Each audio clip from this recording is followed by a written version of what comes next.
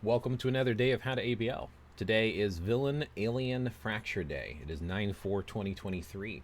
I'll talk briefly about the rotation, show you it in action, and then give you additional information afterwards if you care to stick around. Today we'll be using Thanos with Rage. He is using his Harvester and Harvester uniform, and basically it's real simple. 5-3-4.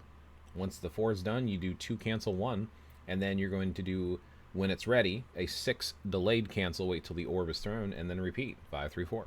Pretty straightforward. So let me show you that in action, and then we'll give you additional information afterwards in case you want to stick around. I'm repeating myself.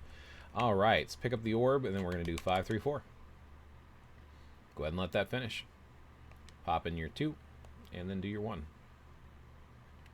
All right, 3-5-4. Meant to do 5-3-4, but it's fine. Okay, 6 is ready. We're going to throw that orb there. 5-3-4. 2-1. He's jumping center. Now remember, I have the cancel right here, 4. So I'm going to wait until he raises his sword, and then I'm going to do a 5-3-4. Yes, I am running this with a tier 3 Thanos. So if you do have a tier 4 Thanos, you will score higher than I do. Alright, I cannot cancel. Canceling is important. That is going to affect my score. When you get locked down into an animation like that, it is going to cause you to suffer, but it's alright. You just kind of power through it because Surther is kind of a bitch and runs around a lot. Alright. 6, 5-3-4. Let 4 finish. And 2-1. Alright, now we have Odin Force. Always make sure you're picking up those purple orbs. Look for those beams. Alright, there's the 6, 5-3-4. Do 2-1. 5-3-4. Nice and easy. This procs down pretty nicely. We will talk about team options and alternatives after this run.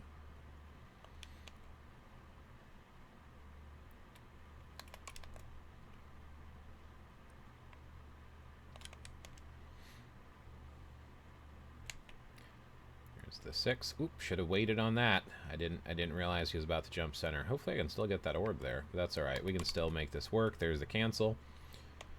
2-1. Again, wasted damage. Paying attention to when to use your skills is kind of a pain in the butt sometimes, and if you don't use them right, it affects your score. So if you want to score high, pay attention. Pay attention. Especially when he dashes away. If he's going to dash away or if he's going to jump center, you definitely want to pause for just a second. Just to make sure that you're getting all of your attacks right on him, keeping your procs on nice and tight. Alright, last one for Odin Force. There we go. Throw the 6. 5-3-4. 2-1. Alright. 5-3-4. Remember, you're doing an extra 150% damage while Odin Force is active. So try to keep your rotations tight, because now I'm no longer getting that amplification. And every time you get hit, your score is going down. Alright. Almost 4.3 million. Honestly, for my account and for the way that my Thanos is built, that's fine. 4296088. I write down my scores because I like to evaluate later. Let's talk about how my account's built, how my Thanos is built, team options, and then alternate team options. So here's that additional information I promised and mentioned twice at the beginning, just because it happens. Alright. You can pause on my cards if you want to. Cards are important. The only thing I want to point out with cards is you want as much Pierce as possible. I only have 16. 25 is ideal, especially for ABL. It does affect your score. So if you don't have Pierce, get Pierce, you'll do more. Alright, the other thing I like to show is my X swords, because again, X swords and your cards is what allows you to do all the damage that you do. So there you go. There's my X swords and my cards. Let's go right to Thanos. Thanos! We need the Wise Harvester uniform. That's what this rotation is for. And I have him tier 3. I do have him basically built for PvP. So I've got a lot of hit points going on with him. Let me hide my face for a second so you actually see what's going on here. I got everything amplified with most of my characters for ABX and ABL. Make sure if you're putting Urus on them, they're at least 5-star Urus. Skills are not completely maxed out because you can get to a tier 4 if you have the materials to do it. I have an overdrive. Make sure if you're using an ISO 8 set that it's an attack set, overdrive, power of the angry Hulk, or Hawkeyes. Make sure it's at least 6 stars with all of them red so that you can get the stage 12 amplification effect. I do have his custom gear, but for the most part, I don't think it's a need, right? So we have increased instinct, which instinct seems like it helps on tier 4. I don't think instinct helps tier 3, but I could be wrong on that. He has rage. It's rolled up to 0.9. That's important. Funny story, I was testing him out in ABL, and I did not roll this up to 0.9 because I had it sitting in my inventory and didn't realize I didn't already had it rolled up. And he was doing less damage than some of the alternative teams I'm going to show you. Then I rolled it up to a 0.9, and he actually did more. So make sure you roll up your CTPs. Uniform-wise harvester. Here are the uniform options. You can pause it if you want to see, but I'm just going to kind of go through them real quick.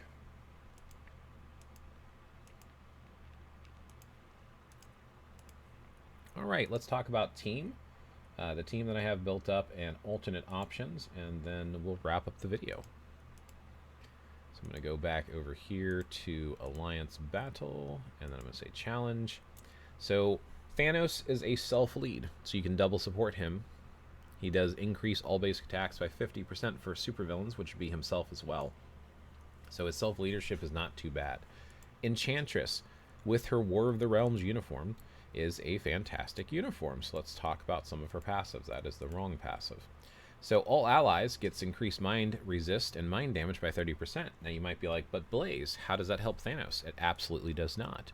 What helps Thanos is if you go to uniforms and you go to uniform effect. This uniform will give supervillain allies, which would be Thanos, increased basic attack by 20, but the most important, the best support skill in the game for PvE is damage dealt to boss types by 40%. So War of the Realms is required. If you do not have it, don't bother equipping because, yeah, increase all basic attacks is for self. This does not do that. This has no effect. So you want War of Realms or don't put her on the team. The other one that I have over here is Proxima Midnight with Dark Obsidian Armor. So you might see this, that's self. And you might see this, that's also self. And then the leadership is not as good as Thanos' leadership. It's nor dodge and critical. But again, it's about the uniform. So Dark Obsidian Armor, if you go under Uniform Effects, Supervillain Allies, Damage Dealt. There it is again, 35%. So with the two of those together, you're talking 75% damage dealt increase. Damage dealt is damage dealt after all the prevention, so the damage that actually gets through. So that's what gets amplified. So you amplify it after it hits versus before it hits. And that tends to do much better. Now, I don't have an insight on either character. If I was going to put it on either one, if I get one more insight, it is going on Proxima Midnight. To me, I think right now this is the meta team. Alternate options if you do not have Thanos. Loki. Loki tier 3 does fantastic. I was using Loki tier 3 before. He was almost doing, like, I guess, what, 3.5 mil or just over 3 mil? So he doesn't do bad, but Thanos does more. And Thanos can have a tier 4 and do even more than more. Other options for leadership. So you see his leadership here is 50. You could use Hell's leadership, which is 60% energy attack. And if you remember, if you go to the character and you go to their details, if you're an ABL, you probably already know this, he's a physical attacker. So you would never want to use Hela with Thanos. But if you're using Loki and you need a lead and you don't have double supports because he doesn't have his own support, he has energy attack. He is an energy attacker, so he will benefit from that leadership. So, like, let's say you don't have Thanos or the uniform here, you could go with a team like this and use that 60% leadership. So that's an alternate team up that you could do. Other options, I mean, Corvus Glaive could do okay. Sugi, Supergiant, everyone called her Sugi, Supergiant for short. S-U-G-I, so from Super and Giant. Just in case you didn't know that, now you know.